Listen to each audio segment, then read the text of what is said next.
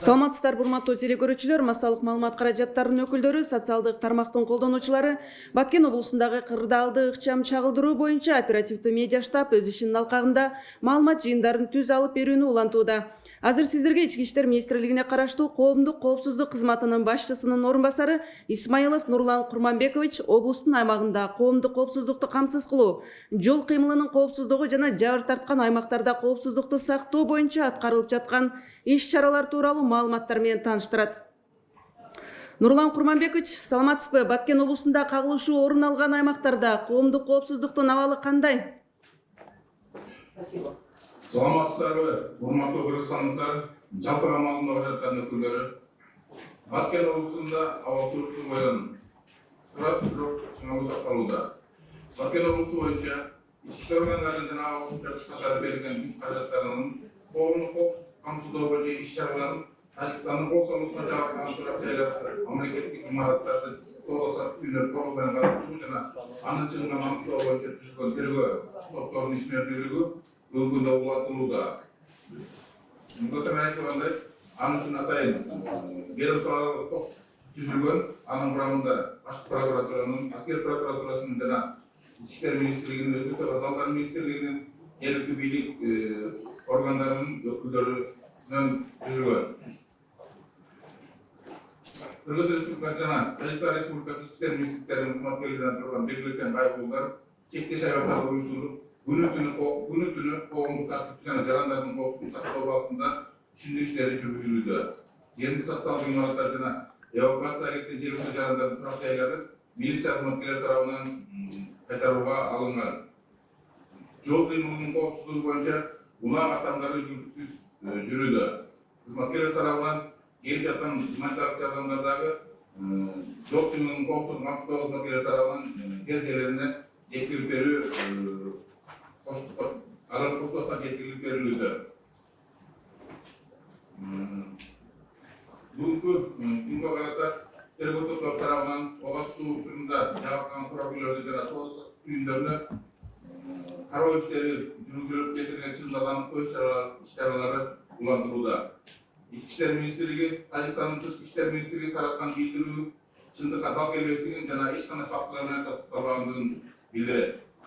Башка мамлекеттин улусуна же жарандыгына, анын ичинде татыгындагы жарандарга эч кандай мыйзамсыз аракеттери же баскыруу акыркы убакта реалдуу түрдө болбогон эмес жана мындай фактылар жок экендигин расмий түрдө билдирем. Биздин республикада 80ден ашык улуттар өкүлдөр жашайт. Алар үчүн Кыргызстан мекени болуп эсептелет. Ошондой эле Баткен облусуна келген гуманитар жардамдарды сарамжалдуу жана туура бөлүштүрүп, жарандарга жеткиришине көзөмөл толук ыкчам штаб тарабынан жүргүзүлүүдө. Баткен облустук милициясынын өздүк курамы жана кошумча күчтөрдүн ички иштер министрлигинин ички аскерлеринин, аскер кызматчыларынын коомдук камсыздоо, кайгылуу иштерин күнү түнү жүргүзүү, тергөө иштерин сапаттуу жана ыкчам жүргүзүү боюнча облустун бардык аймактарына өзүнчө катуу көзөмөл жүргүзүлүүдө. Аба толугу менен келип өткөндөй көзөмөлдө. Андан сырткары Баткен жана Элек райондорунда жабыркаган айылдарда жарылбай калган снаряддарды зыянсыздандыруу иштери бүгүнкү күндө толук кандуу жүргүзүлүүдө. Баткен облусуна коомдук тартип жана коопсуздукту камсыздоого келген өздүк курам тамак аш менен, кийим кече менен турмуш тиричилик шарттары толук камсыздалган деп белгилеп кетким келет. Рахмат. Рахмат, Нурлан Курманбекович, маалыматтарды расмий тилде да билдирип кетсеңиз. Добрый день, уважаемые кыргызстанцы, представители средств массовой информации. Ситуация в Баткенской области остается стабильной, но сохраняется напряженность. Работа по обеспечению общественной безопасности органам внутренних дел и деятельность следственных групп по осмотру жилищных помещений, государственных зданий, торговых точек, пострадавших от вторжения Татарстана и последующему установлению ущерба продолжается. В настоящее время совместные патрули, состоящие сотрудников МВД Кыргызской Республики и МВД Республики Татарстан, круглосуточно проводят разъяснительную работу с населением для охраны и поддержания правопорядка на приграничных территориях. Социальные объекты и дома местных жителей, которые эвакуированы под охраной милиции, Полностью обеспечивается безопасность дорожного движения. Транспортное средство двигается беспрепятственно. Проводится сопровождение гуманитарных грузов сотрудниками управления обеспечением безопасности дорожного движения до пунктов их назначения. В Баткенской области продолжает работу сформированная межведомственная следственно-оперативная группа для проведения всестороннего и тщательного расследования обстоятельств, повлекших нападение на Таджикистана. На сегодняшний день проведен тщательный осмотр объекта, жилых домов и торговых центров. Пострадавшего во время обстрелов принимаются меры по установлению ущерба. Какие-либо незаконные действия или дискриминации по признаку национальной принадлежности или принадлежности к гражданству другого государства за последнее время не имели места в реальности. Такой фактор не зарегистрировано. В нашей республике проживает представители более 80 народностей и национальностей, для которых Кыргызстан является родиной. Нурлан Курманбекович, англис тилине которууга уруксат берсеңиз.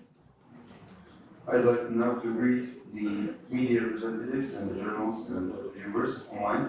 I'd like to say that the situation right now in Batken is stable, but it remains to be tense. Public safety and order are being kept. Well, there are violations and the security joint patrolling by both parties from Kyrgyzstan, the National Security Committees and the Border Control, and also from Tajikistan. They are raising awareness for the understanding of the borderline villages for the people to understand this better. There are trade shops, houses, and other school infrastructures that have suffered. So there are the evaluation works that are taking place for the investigation and the detailed assessment of the damages that have been made. The Ministry of Internal Affairs is providing the safety to those who are evaluating. I want to say that social objects are all under police control. The roads are safe, there are no interruptions, no blocks, no cost. Also, when the humanitarian aid is being delivered, the police is accompanying in a convoy to support until they reach their target. Also, for the detailed damage control and evaluation, the work is being speeded up for also the investigations as well. Also, we want to add that there is no discrimination based on the nationality.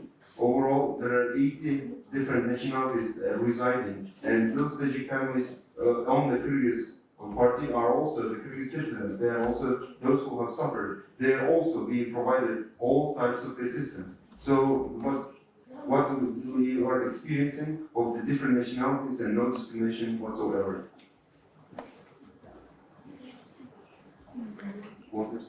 Нурлан Курманбекович, маалыматтарды улантырсыңыз. Также ведется контроль за рациональным и правильным распределением гуманитарной помощи в Баткенской области. Милиция Баткенской области и внутренние войска МВД обеспечит общественную безопасность, как патрулирование ситуации находится под полным контролем. There is detailed coordination and control over the dissemination and the distribution of the humanitarian aid that is being provided. 24/7, there is a continuous patrolling by the Ministry of Internal Affairs and law enforcement officers. Пострадавших в селах Баткенского и Лиликского района совместно с другими соответствующими службами проводится работа по поиску и обезвреживанию незазорвавшихся снарядов. There is a joint work by the Batken and the Lilek law enforcement officers on finding, identifying, and saving the unexploded shells.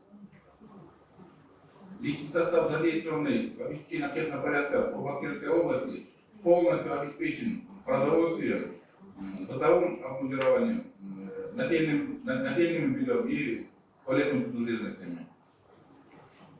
All of the law enforcement officers, the troops, and the staff of the ministry, they are all very well equipped. They do not have any shortage of nutrition, any clothing, uniforms, armor, or personal hygiene items. Ситуация в области полностью находится под контролем объединенного оперативного штаба разведка Баткенской области. Спасибо за внимание.